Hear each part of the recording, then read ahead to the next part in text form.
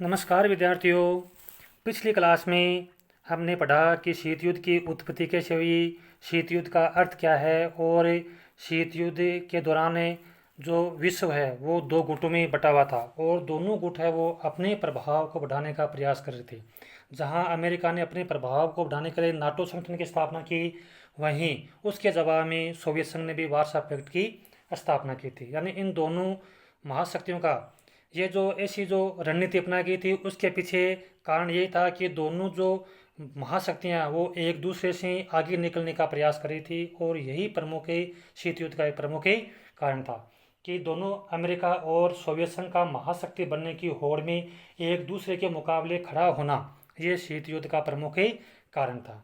अब हम क्लास को आगे बढ़ाते हैं, हम आगे का ये टॉपिक शुरू करते हैं। सबसे पहले है शीत युद्ध के दायरे। तो शीत युद्ध के दायरे से मतलब ये ऐसे क्षेत्रों से है जहां विरोधी खेमों में बंटे देशों के बीच संकट के अवसर आए, युद्ध हुए या युद्ध होने की संभावना बनी, लेकिन बातें एक हद से ज़्यादा नहीं बढ़ी, जिस कारण से विश्व व परमाणु युद्ध से बचा रहा। तो पिछली क्लास में हमने देखा कि संपूर्ण विश्व है वो दो गुटों में बटा हुआ था। यानी 1945 के पश्चात जो अमेरिका और सोवियत संघ के अलावा जो छोटे छोटे देश थे, वे छोटे देश या तो वे पूंजीवादी गुट में शामिल हो रहे थे या वो सोवियत संघ के गुट में शामिल हो रहे थे। मतलब दोनों गुटों में से वो किसी एक गुट में जा रहे थे। अब इन छोटे देशों को लेकर के दोनों महाशक्तियों के बीच में कई बार ऐसे अवसर आए कि दोनों के बीच में युद्ध होने की संभावना भी बनी और छोटे मोटे युद्ध भी हुए, लेकिन कोई बड़ा युद्ध नहीं हुआ। परिणाम ये हुआ कि विश्व वो परमाणु युद्ध से बचा रहा। अब देखो वो घटनाएं कौन कौन सी हैं। वो घटनाएं हैं क्यूबा मिसाइल संकट, कोरिया युद्ध, अफगानिस्तान में यूएसआर का हस्तक्षेप। हमने क्यूबा मिसाइल संकट के बारे में विस्तार से बताया था कि क्यूबा मिसाइल संकट ये क्या था। यानी क्यूबा एक अमेरिका की सीमा से सटा हुआ देश था और लेकिन यह साम्यवाद से शासित था। जो क्यूबा का शासक था फिदेल कास्त्रो, उस सोवियत संघ को यह डर था कि कहीं अमेरिका है वो क्यूबा के अंतर्गत गृह युद्ध की स्थिति पैदा करके वहाँ पर शासन का तख्ता पलटे न कर दे। परिणाम यह हुआ कि सोवियत संघ ने वहाँ पर सेना वो तैनात कर दी थी। अमेरिका ने भी उसका जवाब देना चाहा, लेकिन दोनों महाशक्तियों ने संयम बरता और थोड़ा पीछे खिसक गए। परिणाम यह हुआ कि युद्ध होने से पूरा विश्व वो बच गया।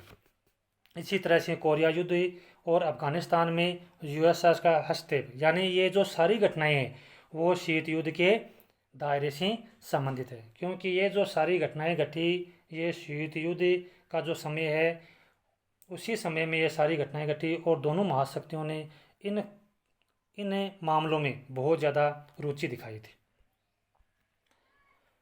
अब अपन पढ़ते हैं। देखो शीत युद्ध के दौरान प्रमुख घटनाएं कौन कौन सी थी। सबसे पहले है ट्रूमैन सिद्धांत। ये ट्रूमैन सिद्धांत क्या है? अमेरिका के राष्ट्रपति ट्रूमैन ने 1947 के अंतर्गत एक सिद्धांत दिया था जिसको कहते हैं ट्रूमैन सिद्धांत। यानी उन्होंने ये कहा कि हमें विश्व में लोकतंत्रीकरण को बचाना है और लोकतंत्रीकरण को बचाने का मतलब ये है कि हमें इस दिशा में प्रयास करना है कि विश्व के अंतर्गत साम्यवाद का जो प्रसार है उसको उसको उसको रोका जाए। क्योंकि यदि हम साम्यवादी खतरे से यदि हम विश्व को नहीं बचा पाएंगे तो इससे विश्व में लोकतंत्र का खतरा वो बढ़ सकता है। दूसरी है मार्शल योजना। तो मार्शल योजना 1947 से 1952 के बीच में चली थी। यानी मार्शल जो योजना है ये क्या थी? अमेरिका के एक विदेश मंत्री थे मार्शल। तो मार्शल ने जो सिद्धांत दिया था, जो योजना बनाई थी, और योजना किस दिशा में थी? योजना ये थी कि दूसरे विश्व युद्ध के पश्चात जो यूरोप है वो पूरी तरह से युद्ध के कारण पूरी तरह से मतलब बर्बाद हो चुका था, उसकी अर्थव्यवस्था पूरी तरह से खराब हो चुकी थी। तो मार्शल का यह प्लान था कि यूरोप की जो अर्थव्यवस्था है उसको दोबारा से सुदृढ़ किया जाए, उसका पुनर्निर्माण किया जाए। तो यूरोप का पुनर्निर्माण के लिए आवश्यकता है कि यूरोप को अधिक से अधिक आर्थिक सहयोग दिया जाए। यानी बिना आर्थिक सहयोग के यूरोप का पुनर्निर्माण नहीं किया जा सकता। तो मार्शल ने यह सुझाव दिया था कि 1302 बिलियन अरब डॉलर यूरोप के पुनर्निर्माण के लिए यूरोपीय देशों को देने की आवश्यकता है। तीसरा है कोरिया युद्ध। कोरिया युद्ध यह 1950 से 53 के बीच में हुआ था। कोरिया युद्ध उत्तरी कोरिया और दक्षिण कोरिया के बीच में काफ़ी समय तक संघर्ष चला था। उत्तरी कोरिया था ये साम्यवाद से शासित था, यहाँ पर साम्यवादी शासन व्यवस्था थी और सोवियत संघ उसको समर्थन दे रहा था। दूसरा जो दक्षिण कोरिया पूंजीवादी अर्थव्यवस्था से संचालित था और अमेरिका है वो दक्षिण कोरिया को आर्थिक और जो सैन्य मदद है वो दे रहा था। तो कोरिया युद्ध है ये भी दोनों महाशक्तियों के बीच में संघर्ष का कारण बना था और काफ़ी समय तक दोनों महाशक्तियों के बीच में यहाँ पर संघर्ष हुआ था। चौथा है बर्लिन की दीवार। बर्लिन की दीवार 1961 में बनी थी। यानी बर्लिन की दीवार क्या थी? तो बर्लिन की दीवार है ये भी दोनों महाशक्तियों के बीच में जो दमन था, जो तनाव था, उसका जो केंद्र है वो बर्लिन की दीवार को देखा जा सकता है। यानी जो जर्मनी की राजधानी है बर्लिन को दो भागों में बांट दिया गया। बर्लिन के दो टुकड़े कर दिए गए। यानी बर्लिन के बीच में से दो मतलब लंबी जो दीवार है वो खींचती गई थी और उसको दो भागों में कर दिया था। जर्मनी के टुकड़े कर दिए गए थे, एक है पूर्वी जर्मनी और दूसरा पश्चिमी जर्मनी। तो पूर्वी जर्मनी है वो पूंजीवाद का समर्थक था और पश्चिमी जर्मनी है वो साम्यवाद का समर्थक था। यानी जो पश्चिमी जर्मनी है वो वहाँ पर अमेरिका का दबदबा था और जो पूर्वी जर्मनी है वहाँ पर सोवियत संघ का दबदबा था। यानी जैसे जो हम पहले ही हम ये इस बात को जान चुके हैं कि दूसरे महायुद्ध के पश्चात यानी शीत युद्ध के दौरान जो विश्व के जो छोटे छोटे देश हैं वो सारे छोटे देश से किसी न किसी रूप से किसी न किसी गुट से वो जुड़े थे, किसी न किसी गुट में वो शामिल थे। अगला है अफगानिस्तान में सोवियत संघ का हस्तक्षेप। यूएसएसआर की जो सेनाएं वो 10 वर्ष तक यानी 1979 से लेकर के 1989 तक सोवियत संघ के अंतर्गत रही थी। यानी हम कह सकते हैं कि वर्तमान में जो तालिबान की सत्ता अफगानिस्तान में बनी है तो कहीं न कहीं तालिबान है वो अमेरिका का पनपाया हुआ है। क्योंकि जब 1979 से 1989 तक जब अफगानिस्तान में जब सोवियत संघ की सेना 10 साल तक काबिज रही तब अमेरिका यह कभी ही नहीं चाहता था कि अफगानिस्तान के अंतर्गत सोवियत संघ है वो यहाँ पर अपना प्रभाव जमाए, यहाँ पर उसकी सेनाएं जमी रही। तब जब इन 1979 से 1989 के दौरान अमेरिका ने अफगानिस्तान के अंतर्गत जो वहाँ के जो स्थानीय नागरिक थे जिनको तालिबान कहा जाता है उन तालिबान को अमेरिका ने सैन्य और आर्थिक मदद की थी और मतलब 1989 के अंतर्गत सोवियत संघ ने अफगानिस्तान से अपनी सेनाएं वापस बुला ली थी। देखो हम जान सकते हैं कि कोई भी देश है वो वहाँ के जो स्थानीय नागरिक हैं, जो स्थानीय वहाँ की जो सेना है उससे वो लंबे समय तक नहीं लड़ सकता और इसी कारण से 1989 के अंतर्गत अफगानिस्तान से सोवियत संघ ने अपनी सेना वापस बुला ली थी। अब हम जान सकते हैं कि कहीं न कहीं आज विश्व में जो आतंकवादी घटनाएं जो घट रही हैं, जो आतंकवाद जो पनप रहा है उसको पनपाने में कहीं न कहीं अमेरिका का भी हाथ है, अमेरिका का हाथ रहा है। जैसे अब हम कह सकते हैं कि देखो अफगानिस्तान के अंतर्गत तालिबान को पनपाया किसने पनपाया तालिबान को? अमेरिका ने पनपाया। और 9/11 की जो घटना हुई है अमेरिका के अंतर्गत वो किसी से छुपी हुई नहीं है। यानी अमेरिका के अंतर्गत जो 9/11 की घटना को अंजाम किसने दिया था? तालिबान ने उसको तालिबान जो आतंकवादी संगठन है उसने वहाँ को पर जो आतंकवादी घटना हुई थी उसको अंजाम दिया था। इसके बारे में हम आगे की जो क्लास है उसमें विस्तार से चर्चा करेंगे। तो ये जो 5 घटनाएं ये जो 5 घटनाएं हमने शीत युद्ध के दौरान जो प्रमुख कौन कौन सी घटनाएं हुई थी वो घटनाएं हमने प्रमुख रूप से, वैसे तो कई घटनाएं थे, हमने 5 घटनाओं का इस अध्याय के अंतर्गत जिक्र किया है। अब आगे है नवीन अंतर्राष्ट्रीय आर्थिक व्यवस्था। अब देखो नवीन अंतर्राष्ट्रीय आर्थिक व्यवस्था क्या थी? कहने का मतलब है कि 1945 के पश्चात या 1960 के दशक के अंतर्गत विश्व पटल पर एशिया और अफ्रीका के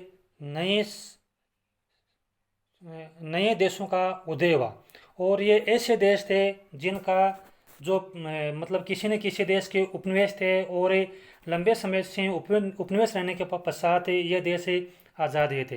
तो कहने का मतलब है कि अब इन देशों की आर्थिक स्थिति थी वो बहुत ही खराब थी। यहाँ इन देशों के अंतर्गत इनका आर्थिक विकास न के बराबर था। जो अर्थव्यवस्था वो बिल्कुल खराब हो चुकी थी। गरीबी है वो गरीबी की जो सीमा है वो काफ़ी हद तक बहुत बढ़ चुकी थी। बेरोजगारी की समस्याओं से ये देश जूझ रहे थे। तो कहने का मतलब है कि उस समय जो अंतर्राष्ट्रीय व्यापार और जो अर्थव्यवस्था है उससे संबंधित जो नियम थे वो केवल जो महाशक्तियाँ हैं उनको पनपाने से संबंधित है। कहने का मतलब है कि वो उस टाइम जो अंतर्राष्ट्रीय जो आर्थिक व्यवस्था और व्यापार के संबंध में जो नियम बनाए थे उन नियमों से केवल जो महाशक्तियाँ थी केवल उनका हित हो रहा था। ये जो छोटे देश थे इन छोटे देशों का कहीं भी इस अंतर्राष्ट्रीय अर्थव्यवस्था से कोई फायदा नहीं हो रहा था। तो 1960 के पश्चात इन जो नए जो ये जो राष्ट्र उदय होता है उन राष्ट्रों ने नई अंतर्राष्ट्रीय आर्थिक व्यवस्था का की मांग शुरू की। उन्होंने ये कहा कि जो वर्तमान में जो अंतर्राष्ट्रीय अर्थव्यवस्था है जो नियम बनाए हैं उन नियमों से ये जो विकासशील देश हैं इन देशों को कहीं कोई फायदा नहीं हो रहा है। ये जो नियम है ये केवल जो विकसित देश हैं उनको फायदा हो रहा है। तो इन देशों ने एक नई मांग शुरू की कि अंतर्राष्ट्रीय अर्थव्यवस्था और जो नियम जो अंतर्राष्ट्रीय अर्थव्यवस्था के जो नियम है उसमें बदलाव होने चाहिए। तो संयुक्त राष्ट्र संघ के प्रयास हैं 1972 के अंतर्गत यानी किसके प्रयास हुआ संयुक्त राष्ट्र संघ के प्रयास 1972 में अंकटाड यानी अंतर्राष्ट्रीय जो ये जो सम्मेलन हुआ इसको अंकटाड नाम क्यों दिया गया। यानी अंकटाड का मतलब है United Nations conference trade and development, ये उसकी फुल फॉर्म है।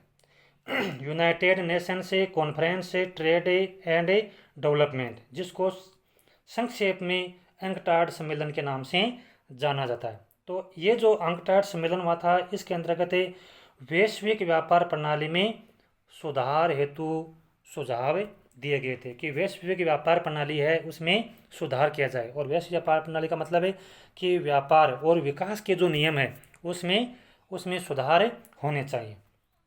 अब देखो इसमें क्या सुधार होने चाहिए।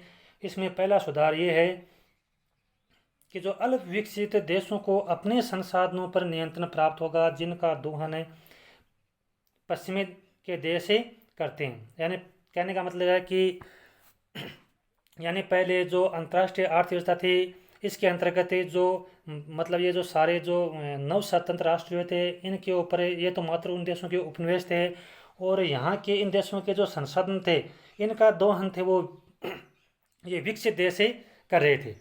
तो अल्प विकसित देशों ने अपने यानी इस ये जो अंकटाड सम्मेलन हुआ इसमें जो वैश्विक व्यापार प्रणाली में सुधार हेतु जो सुझाव दिए गए थे यानी उसमें पहला सुधार ये हुआ कि अल्प विकसित देश हैं उन देशों के अंतर्गत जो संसाधन है उन संसाधनों के ऊपर उनका स्वयं का नियंत्रण होगा। जिनका जो दोहना यानी उपयोग है जो पहले पश्चिम के देश कर रहे थे अब उन संसाधनों का उपयोग है ये देश स्वयं में अपने देश के हित में उन संसाधनों का उपयोग कर सकेंगे। दूसरा है अल्प विकसित देशों की पहुंच पश्चिमी देशों के बाजार तक होगी। यानी कहने का मतलब है कि पहले जो अल्प विकसित देश थे इनका जो ये जो माल है जो अपने देश के अंतर्गत जो माल पैदा होता था उस माल की उनको सही मूल्य उनको नहीं मिल पाता था क्योंकि उनके पास में ज़्यादा विकल्प नहीं थे कि वो अपने सामान को अच्छे दामों पर कहाँ बेचें। तो इस अंकटाड सम्मेलन में दूसरा सुधार ये किया गया है कि जो अल्प विकसित देश हैं उनकी जो पहुंच है वो पश्चिमी देशों के बाज़ारों तक होगी। यानी वो अपना जो सामान वो पश्चिम के जो देश हैं पश्चिमी के देशों के बाज़ारों में अपना सामान बेच सकेंगे। इससे ये जो गरीब देश हैं जो छोटे देश थे जो नव स्वतंत्र देश थे उन देशों के लिए यह बहुत ही फायदेमंद होगा। तीसरा है पश्चिमी देशों से मंगवाई जा रही जो प्रौद्योगिकी है उसकी लागत है वो बहुत ही कम होगी क्योंकि ये जो नव स्वतंत्र राष्ट्र है उन नव स्वतंत्र राष्ट्रों के पास में जो टेक्नोलॉजी थी वो न के बराबर थी। तो अब कहने का मतलब कि उस टाइम में जो इन पश्चिमी देशों से जब ये देश टेक्नोलॉजी या प्रौद्योगिकी का सामान मंगवाते तो उनको ऊंची दर के ऊपर वो सामान मिलता था। तो एक इसमें सुधार ये किया कि पश्चिमी देश जो प्रौद्योगिकी का जो यानी जो टेक्नोलॉजी का जो सामान मंगवाएंगे पश्चिमी देशों से उसकी जो लागत है वो बहुत ही कम होगी। चौथा पॉइंट है कि अल्प विकसित देशों को अंतर्राष्ट्रीय आर्थिक संस्थानों में जो भूमिका है वो बढ़ेगी। यानी पहले ये जो अल्प विकसित देश हैं, जो अंतर्राष्ट्रीय स्तर पर काम करने वाले जो अंतर्राष्ट्रीय आर्थिक संस्थान हैं, जो संस्थाएं, उन संस्थाओं के अंतर्गत इन देशों की कोई बूझ नहीं थी, इनको कोई पहले पूछता नहीं था। तो अब आर्थिक संस्थानों में इन देशों की जो भूमिका है वो बढ़ेगी। अब आगे का अपना टॉपिक है, बिंदु है गुटनिरपेक्ष आंदोलन। यानी जो दो ध्रुवीयता, हमने ये देखा है कि संपूर्ण विश्व है वो दो गुटों में बटा हुआ था। एक गुट था पूंजीवाद अमेरिका और दूसरा गुट था साम्यवाद सोवियत संघ। और दोनों ही गुट है वो अपना प्रभाव बढ़ाने की कोशिश कर रहे थे। अब 1900 जब 60 के दशक में ये नए स्वतंत्र राष्ट्रों का उदय हुआ, अलग विकसित देशों का उदय हुआ, तो अब इन देशों के सामने ये चुनौती थी कि वो करें तो क्या करें। यानी वो अमेरिका के गुट में शामिल होएं या वो सोवियत संघ के गुट में शामिल होएं। तो इन देशों के पास में कोई विकल्प नहीं था। अब इन देशों की स्थिति ये थी कि भाई अब लंबे समय तक पहले से ये देश तो शोषित थे, इनका शोषण हुआ था। इन देशों के सामने तो चुनौती तो ये थी कि वो देश अपना विकास है वो किस तरह से करें, अपने देशों के अंतर्गत जो गरीबी है, बेरोजगारी है, उससे वो किस प्रकार से छुटकारा पाएँ, अपने देश के अंतर्गत विकास है वो किस तरह से करें। लेकिन अब इन देशों के सामने चुनौती यह थी कि भाई अब दोनों गुटों में से वो किस गुट में शामिल हो। तो अब उनके सामने चुनौती यह थी कि यदि वो दोनों गुटों में से किसी एक गुट में शामिल होते हैं तो कहने का मतलब है कि अब वो स्वतंत्र निर्णय नहीं ले सकते, तो इनका जो विकास है वो फिर लंबे समय तक वैसे के वैसे रुका रहेगा। तो उसी समय एक गुटनिरपेक्ष आंदोलन का उदय हुआ। अब गुटनिरपेक्ष आंदोलन ने ऐसे जो नव स्वतंत्र राष्ट्र थे उनको एक तीसरा विकल्प दिया।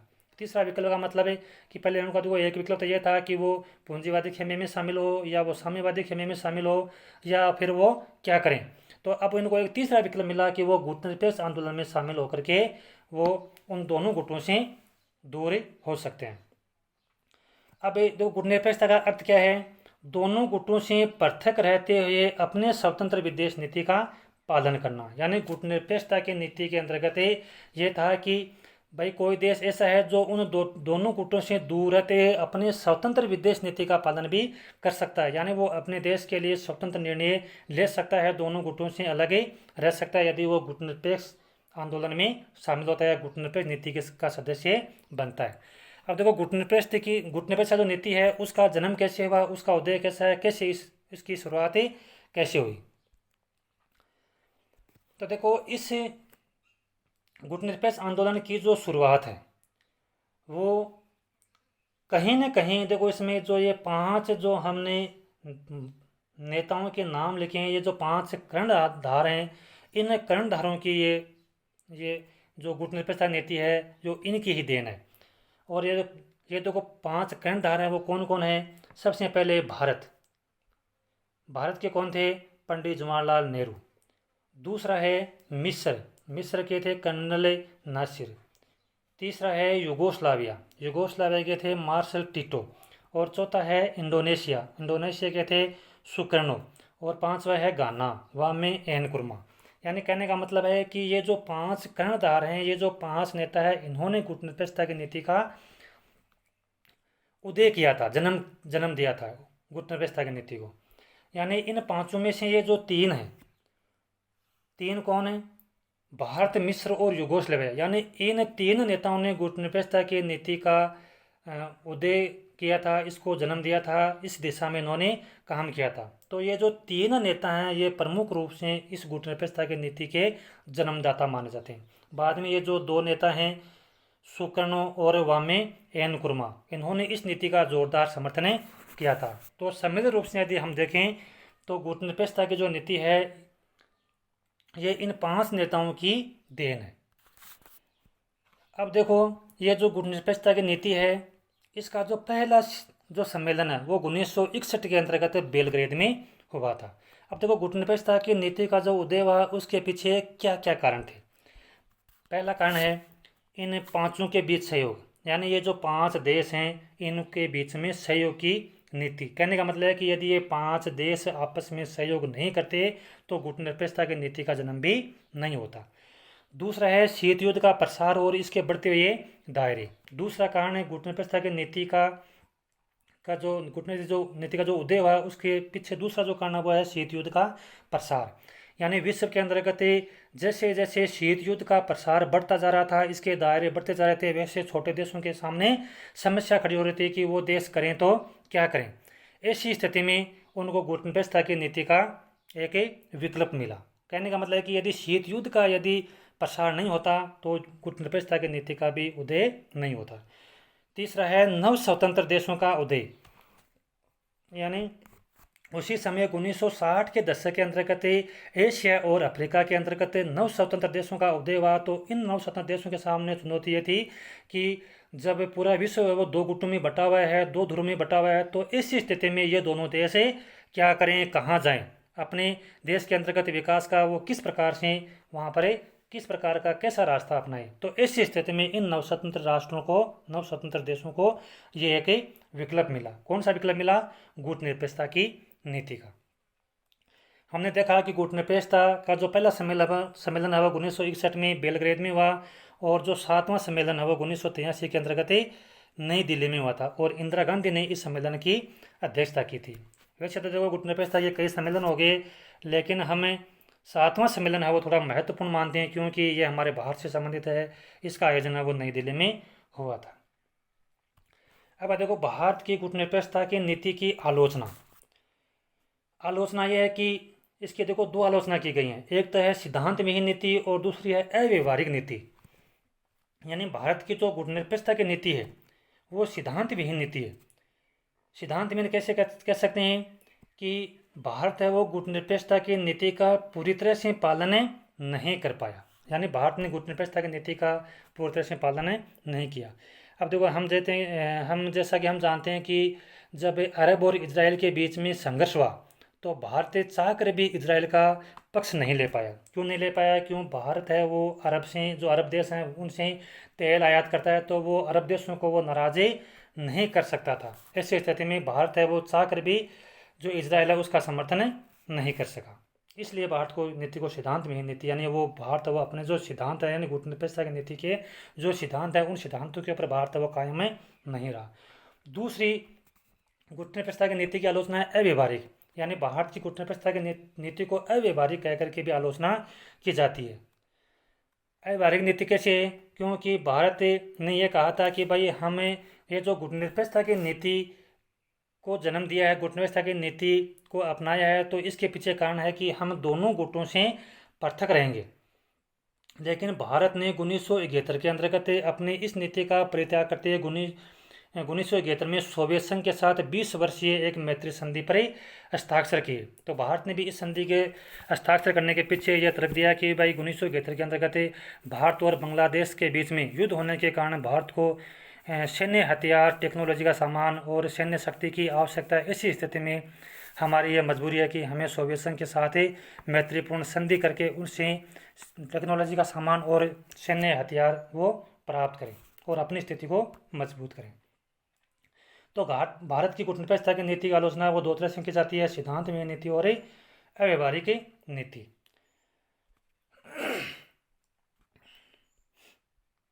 भारत की गुटनिरपेक्षता की नीति के पक्ष में तर्क देखो। अब तो ये अपने ऊपर यह कहता है कि भाई भारत की गुटनिरपेक्षता की हमने दो आलोचना जो विश्व पटल पर की गई थी उन आलोचनाओं के बारे में पढ़ा। अब है भारत की गुटनिरपेक्षता की नीति के पक्ष में क्या तर्क है। यानी भारत ने जो गुटनिरपेक्षता की नीति अपनाई उससे भारत को फायदा क्या हुआ, लाभ क्या मिले भारत को। पहला है भारत की गुटनिरपेक्षता की नीति के कारण भारत है वो ऐसे अंतर्राष्ट्रीय फैसले ले सका जिससे उसका हित सत्ता हो, न कि महाशक्तियों का। कहने का मतलब है कि गुटनिरपेक्षता की नीति के कारण भारत अंतर्राष्ट्रीय स्तर पर ऐसे फैसले ले सका जिससे भारत को फायदा मिले, न कि महाशक्तियों को। तो एक तो फायदा ये होगा भारत को। दूसरा है भारत दोनों महाशक्तियों से सहयोग लेने में सफल रहा। कहने का मतलब है क्योंकि भारत हमेशा इस स्थिति में रहा कि एक महाशक्ति यदि उसके खिलाफ जाए तो वह दूसरी महाशक्ति के करीब जाने की कोशिश कर सकता था।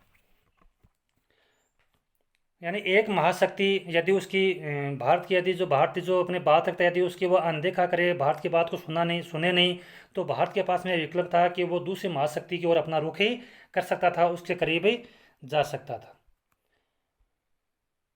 अब देखो, इसमें कई बार कहते हैं कि भारत की जो गुटनिरपेक्षता की नीति है वो पृथकतावाद और तटस्थता की नीति भी कह करके पुकारते हैं। कई है मतलब कि भारतीय जो गुटनिरपेक्षता नीति है वो पृथकतावाद से मेल खाती है, कई कहते हैं कि भारतीय गुटनिरपेक्षता नीति वो तटस्थतावाद से मेल खाती है। लेकिन भारत की जो गुटनिरपेक्षता की नीति है वो इन दोनों से अलग है, पृथकतावाद से भी अलग है और तटस्थता से भी अलग है। क्योंकि पृथकतावाद का अर्थ होता है कि अंतर्राष्ट्रीय मामलों से काट करके अलग रखना। यानी जब प्रथम विश्व युद्ध हुआ था, प्रथम विश्व से पहले अमेरिका था, वो मतलब अपने आप को अंतर्राष्ट्रीय मामलों से कट करके रख रखा था। विश्व में क्या घटना हो रही थी, क्या कुछ रहा, उससे उसको कोई मतलब नहीं था। लेकिन गुटनिरपेक्षता की नीति में ऐसा नहीं था।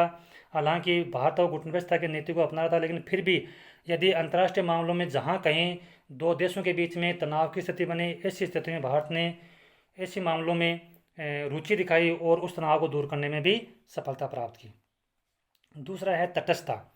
तटस्थता का मतलब है कि मुख्यतः युद्ध में शामिल न होने की नीति का पालन करना।